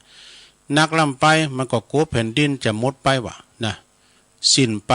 ค่อยๆกินเตือนหน่อยว่ะนะอันนี้ก็จัดว่าเป็นสัตว์ที่หลงอย่างหนึ่งนะแล้วนกต้อยตีวิตนี่นกต้อยตีวิตเนี่ยนะครั้นจะนอนขวำได้นอนหงายวะซะนะสุมาเดี๋ยวเอาตีนจี้ฟ้าบุญนะนอนหงายคือโกนฟ้าถล่มมาทับมันตายตอนที่มันนอน ยกเท้าทั้งสองขึ้นตะบุญอากาศตะบุญเมืองฟ้าบุญนะแล้วก็จัดว่าเป็นสัตว์ที่หลงอย่างหนึ่งนะพวกพราหมณ์โกตระกูลของพราหมณ์จะหมดไปสิ้นไปจึงหาสามีภรรยาในตระกูลเดียวกันนะมาสมสู่กันเพื่อว่าบ่เหือนแตกแยกกันบ่เหือนคุณวรรณะอื่นมาเอาไว้กันเนาะในบ่หือตระกูลอื่นเข้ามาปะปนนะก็ชัดว่าเป็นสัตว์ที่หลงอย่างหนึ่งนะว่าปิ้นโตแห่งปัญจเวรทั้ง5นี่ปัญจเวรทั้ง5โดยเฉพาะก็จุดที่ลงเพียงตัวอีกจบซะนะอันนี้เกี่ยวกับเรื่องสุราเหมือนกันเนื้อสาเนาะแล้วก็ความคิดของคนโบราณนะแล้วก็ความคิดของสัตว์ด้วยสัตว์อย่างว่านกเนาะนกกาแก่เนี่ยมันจะจับเข้าไม้ได้ดูซะนะเนาะเพราะว่ามันเปิ้นพระเจ้าเปิ้นไปปลูกมันปลูกนกได้ที่มันจับเข้าไม้ได้นะเพราะมันขี้ข้านเปิ้นไปปลูกก็ไม้มันก็ไปเนี่ยนกขุ่มก็ดีเนาะนกอย่างนี้มันจับเข้าไม้ไม่ได้นกกาแก่กาเนี่ยแต่นกเองกานกอย่างหมู่นั้นเนี่ยเปิ้นจับเข้าไม้ได้พร้อมอย่างเพราะว่าเปิ้นไปช่วยกันปลูกก็ไม้เอาต่ออีกกันเนาะสถาญาติโยมทั้งหลายเรื่องนกเรื่องหนูกันไปพินิธานธรรมเนอะมาเราสู่จู้กันฟังไปนิทานเรื่องสุราก็มี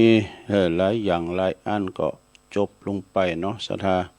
ตอนนี้ไปตัวลุงจะได้ประกาศอันที่เปิ้นมาฮอมไม่เอานะไปช่วยงานที่วัดวังสะแกงก็มีเปิ้นมาหอมซองนิดหน่อยนะ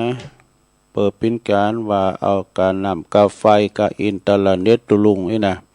หมดที่เปิ้นห้อมเปิ้นเคยฟังเหมือนกันน่ะก็มีแม่บ้านปอทุนนี่ก็ปอทุนก็เครือวัน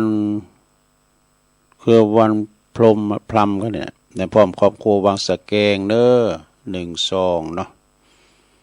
แล้วก็มีแม่อุไลเปี่ยมสาครแม่อุไลเปี่ยมสาครนี่เป็นอยู่บ้านวังสะแกงเหมือนกันเด้อแถม1 2แม่จันฉายเทพแก้วบ้านวังสะแกงหมู่3เนี่ยแถม1 2นะอันนี้ก็มี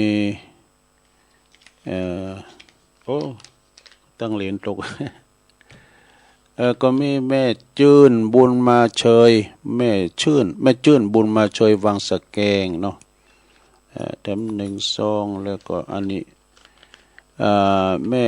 บุญทองโยธาวังสะแกงกระนำกาไฟตัว1 2แม่ลาศรีพรปินตาดงนะวังสะแกงนะ1 2จบตะเยกันนะเล่มว่านี่ก็ไปป้าใส่เมตตาบารมีธรรมหลวงปู่ท่านพระอาจารย์สุทัศน์ธนัญชัยโยเปิ้นปิ้นเจ้าวัดดอยแดนพุ่นดอยแดนบ้านหงพร้อมกับคณะศรัทธาเปิ้นก็มีปอดุลปฏิคำเขาปอสมคิดเขาพร้อมกับอุบาสกอุบาสิกาเปิ้นมากันรถตู้โลก็มาหอม2 1 2ก็ขออนุโมทนาเนื่องในสมณเมตตาท่านพระอธิการสุทัศน์ธนัญชัยโยเปิ้นทรงปาติโมกข์ตัวนะก็ชันเพลด้วยกันว่าเนาะที่วัดกูงูลืนก็หอมเอาปอนนี่กันเด้อเอาปอนโดยการตึงลงตึงไหลก่อนเดี๋ยวจะได้ประกาศข่าวสารงานบุญให้ครูบาอาจารย์สักหน่อยเนาะสัพพิติโยวิวัจจันตุสัพพะโลโกวินาศตุมาเตภวัตวันตรายโยสุขีติคายุโกภวะอภิวาตานาสิริสนิจังวุตตาปัจจายโนจัตตาโลธรรมาวัฏันติอายุวันโนสุขังปะลังเอาแล้วขอบคุณหลายๆเด้อต่อไปก็ประกาศข่าวสารงานบุญครูบาอาจารย์นี่กันเนาะก็จะไปลืมกันเด้อวันที่12เนาะ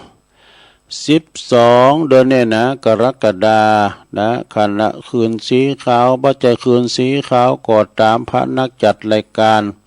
ตึงไปในตึงไปนอกหลายอำเภอจังหวัดจะไปรวมโตกันที่วัดโสภณารามห้วยงูในเด้อก็จะไปตานเตีนตัวยแล้วก็จะไปยกยอชัดพระธาตุเจดีย์บรรจุวัตถุมงคลตานเจดีย์กันเด้อที่วัดห้วยงูในเมืองฝางพุ่นน่ะในเมตตาบารมีธรรมอาจารย์พระครูศรีรัตนคุณเจ้าอาวาสพร้อมด้วยคณะศรัทธาพี่น้องตั้งเมืองฝางก็หลายเนาะโยมกนกพิชัยนาเขาอันนี้ก็โดยคณะลูกศิษย์ลูกหาของพระเดชพระคุณพระพรหมมงคลเนาะหลวงปู่ทองสิริมังคโลอันมีแม่จันฟองกิ่วแก้วคุณเชิดพงษ์กิ่วแก้วนะพร้อมโดยคณะสงฆ์ตัวตั้งสายเฮาสายตั้งโดยหลอกก่อเมตตาธรรมอาจารย์พระครูอภิวัฒนวิกรมนำทีมกันไปนะไปตั้งดอยสาเกตก็ท่านพระครูชลทานพิทักษ์ก็ดีตุปียุ่ยเขาก็ดีหลวงพ่อเมืองลำปางก็ท่านพระมหาสุวรรณเมธีท่านมหาสมชาติเขานี่เป็นจะไปรายการรถตู้เนอะพดไปแผ่วตั้งลำปางตั้งงานปุ่นเวียงป่าเป่าหลวงปู่ทางพระเดชพระคุณหลวงพ่อพระครูนิวิตศรีละสังวรเจ้าคณะอำเภอเวียงป่าเป้าหลวงปู่ก็ดีท่านพระครูปฏิภาณธรรมติโนหลายนะผมจะไปนะครูบาศรีหมื่นเขาไปรวมโตกันเนี่ยวันที่12นะวันคำวันเตาะนะวันคำไปรวมกินรวมตานกัน นอกจากหันแล้วก็วันที่21ก็เขาจะได้ขึ้นดอยที่สูงที่สุดในโลกสูงที่สุดในประเทศไทยคือดอยอินทนนท์นี่พุทโธเฮาอยู่บุญนะไปพอว่าได้กันมีอันทะเลหมอกนะหันไปกุ้งลอนดอนบุญนะ มันสูง ก็เพิ่นจะมีการต้านเตนให้หาริมเนอะเพราะว่าแวดพระธาตุแวดนั้นแวดนั้นดอยอินทนนท์แล้วก็มีอำเภอแม่แจ่มอำเภอแม่วางอำเภอดอยหล่ออำเภอจอมต้องเนี่ยจะต้านเตนนะก็อำเภอไหนริมหรือหันริมในริมที่หาก็เอาต้านไว้ที่หันที่บุญเจดีย์ถาดบนดอยอินทนนท์แล้วเพิ่นจะมีการหลอดฐานเจดีย์ด้วยเด้อหลอดฐานเจดีย์แต่ไปติวปูนด้วยกันเด้ออย่าไปติวปูนด้วยกันติวปูนบนพระธาตุเตียนบนพระดอยอินทนนท์เด้อไปรวมกันนะไผจะไปนอนก็ได้ดูแต่ว่าไผไปไกลไปตังสุรินทร์ตังบุรีรัมย์บ่ได้เฮาก็มาหมดเนี้ยนะไก่แถมหน่อยนึงนี่นะไปตังเมืองฝางบานางดอยอินทนนท์เนี่ยเนาะศรัทธาระยะทางมันก็บ่ไกลมากันได้นะอันนี้12กับ21เด้อศรัทธาญาติโยมต่อจากนั้นก็จะมีปุณวันที่17ตำกำ1เด้อ17นั้นก็จะมีการทำบุญส่งน้ำพระธาตุเจดีย์แล้วก็อธิษฐานของท่านพระอธิการเจริญวิมาโลตุลุงเลินครับพวกวัดปุงหู้เด้อ17นะ17นี่ก็ส่งน้ำพระธาตุที่วัดปงรูตำบลนครเจดีย์อำเภอป่าซางจังหวัดลำพูนในเมตตาธรรมอาจารย์พระอธิการถาวรถาวโรเพิ่นจะมีงานกันเด้อวันที่17กรกฎานะแล้วต่อจากหันนี้ก็ในวันที่กูงูลื่นแล้วไปว่าแล้วเนาะอันนี้ไหนนี่กูงูลื่นแล้วไปว่าแล้วในวันที่12กรกฎาก็จะมีทำตีเด้อเปิ้นจะมีทำตีเปิ้นหลอดเต้นนะหลอดเต้นตีวัดใหม่พัฒนาตำบลยางครามในเมตตาธรรมอาจารย์พระครูสถาพรพัฒนาลังสีเจ้าคณะตำบลยางครามพร้อมด้วยคณะสงฆ์เนาะ1 ปี1 ครั้งนะเปิ้นจะเปิ้นจะหลอดเต้นเนาะหลอดเต้นที่วัดใหม่พัฒนาเด้อรอจำนวน20ลิ่มพระจะพิ้นจะพาก็ลิ่มละ500หรือว่าพิ้นแผ่นเต้นกับแผ่นละ10 บาทแจ้งความจำนงไม้ไปกินประทานกันคณะสงฆ์อำเภอตำบลยางครามนี่เปิ้นปิ้นกันแล้วก็เอาไปทานก็ไม่ใช่ไปทานไก่อันนั้นทานในตำบลเพิ่นหาเนาะแล้วก็ตำบลสันติสุขด้วยหมายความว่าทานถึงตำบลสันติสุขทานถึงตำบลอันเตียนเปิ้นเนี่ยนะเปิ้นทานเปิ้นเอาไปไก่นะอย่างข้ามกับสันติสุขนะแล้วทำงานหนึ่งอันนี้ตุพิเคปุ่นเด้อวัดสปนสปุงน้อยเพิ่นจะไปตานวันที่20ในกลางเวียงเชียงใหม่เนาะเก่าวัดด้วยกันเด้ออันนี้ก็ได้ยินเปิ้นกล่าวเหมือนกันนะวันที่20กรกฎาคมเพิ่นจะไปตานเตนรถตู้พิ10คันบ่ล่ะโดแต่แล้วทำงานหนึ่งเด้องานนี้ก็ที่วัดทำบุญอายุวัฒนมงคลหลวงพ่อพระครูกัลยาณธรรมนิวิตหลวงพ่อครูบาเจ้าเสาค่ำเนอซึ่งเป็นเจ้าคณะตำบลสีเตี้ยวัดหลวงสีเตี้ยตัววันที่4กรกฎาคมเนอโอ้ไก่มาลำพูวันฮือแล้วกันเนี่ย4กรกฎาคมเนอในเมตตาธรรมหลวงพ่อพระครูกัลยาณธรรมนิวิตเนี่ยเป็นลูกศิษย์ของครูบาเจ้าสุรินโทนะก็ศรัทธาเฮาก็ไปโฮมกินห้อมตานกันไปรวมแสดงมุทิตาจิตนะพลอยยินดีกับครูบาเปิ้นได้มีอายุเป็นพระมหาเถระโดยแล้วเปิ้นก็เก่งในการสวดโยโกห้องสวดมนต์ตันกัมสังฆาหือธรรมะนี่เปิ้นหือธรรมะโมนนะวันที่20เด้อไปแสดงมุทิตาจิต ไปรวมทำบุญสืบชะตากับครูบาเสาคำตีวัดหลวงสีเตี้ยนะแล้วก็มีไหนแถมเดี๋ยวกันเด้ออันนี้งานตานเตนเด้ออาจารย์พระมหาประสิทธิ์ธรรมาภินันโทเปิ้นฝากประกาศมานะก็เดี๋ยวเอาเฮาก่อนกันเนาะงานเฮานี่ก็จะเป็นตานเตนก็14 15 16สิงหาบนเรื่องเข้าวัดสาแล้วก็นะไปจังหวัดสุรินทร์บุรีรัมย์ในขณะคืนของเฮาเปิ้นกำหนดกฎเกณฑ์รถตู้40 คันเนี่ยเนาะ40 คันอันนั้นก็สอหาหลุดกันไว้เด้อศรัทธาญาติโยมปีแล้วเฮาก็ไปไกลปีนี้เฮาก็ไปไกลแถมไปตาเหนือทหารนะแล้วก็หลวงครูบาเยือนด้วยก็หลวงพ่อเยือนที่แปลงถนนทหารนี่นะอันนี้ก็ไปกันเนาะไปกินไปตานกันทำงานในงานข่าวมรณกรรม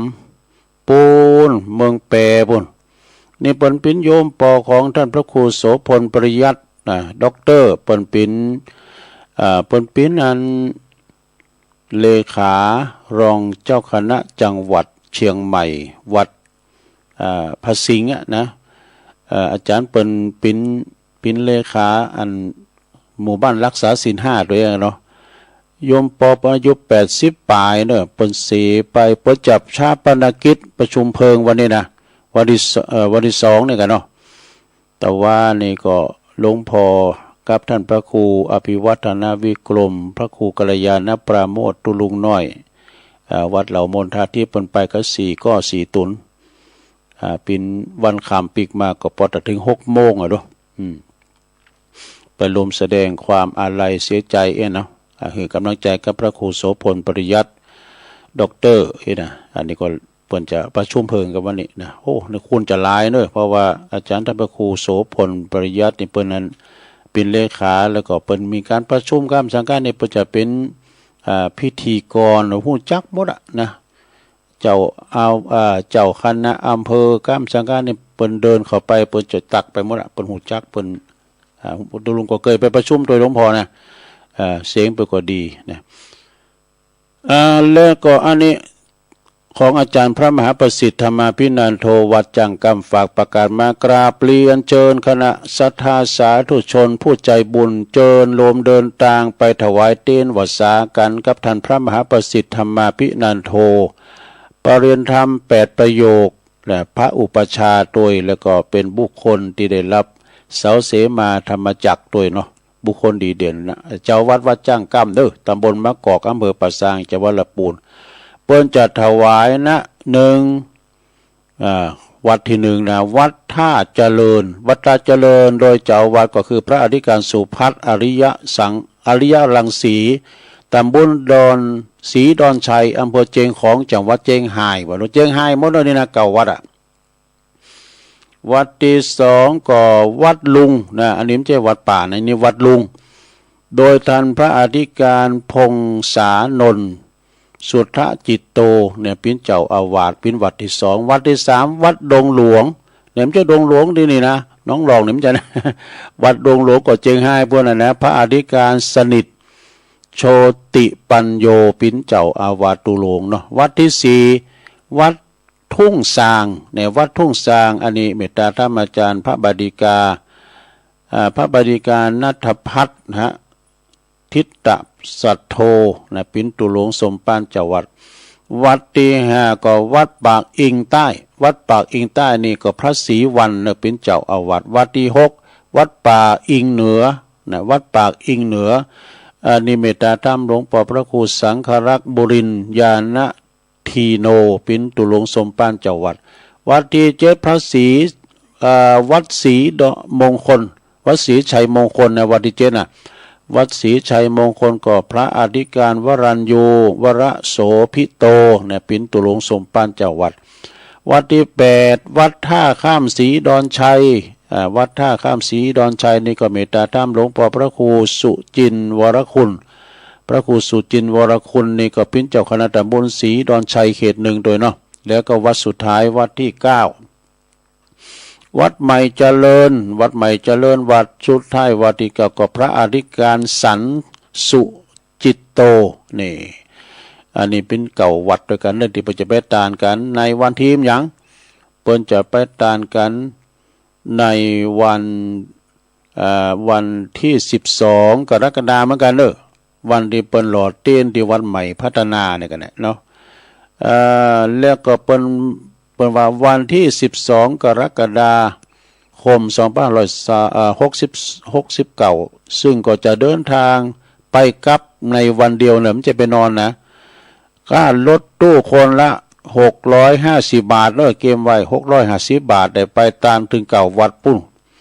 แม่น้ำโขงพุ่นน่ะเนาะสถานเจงของพุ่นน่ะแล้วก็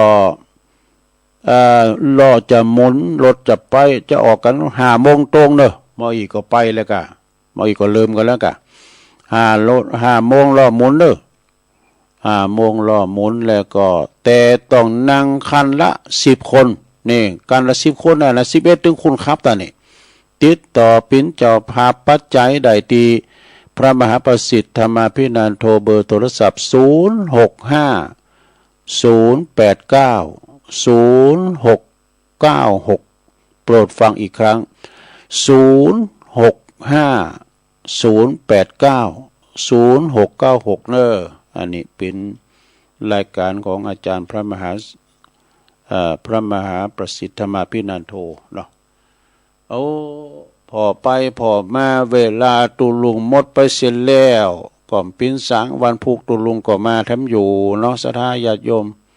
ผูกก็จะเอาธรรมมาเตศนาศรัทธาฟังเด้อสอทำเมืองมาเตได้พองทำไทยพองทำไทยว่าทำหน้าบัดนี้บรรยายเวลาตื่นหนักตื่นหลายเนาะขอบคุณท่านทั้งหลายเนอะที่เปิ่นฟังกันถึงแม่นเปิ่นโทรมาเปิ่นก็ถึงฟังกันขอบคุณทุกสถานีโดยเจ้าหน้าที่ดีเจที่เปิ่นคุมเสียงก็ดีนะวันนี้เป็นพฤหัสวันพฤหัสก็เดียวก็ถ้าว่าท่านพระครูอภิวัตรเปิ่นพร้อมเปิ่นก็จะเข้ารายการนะ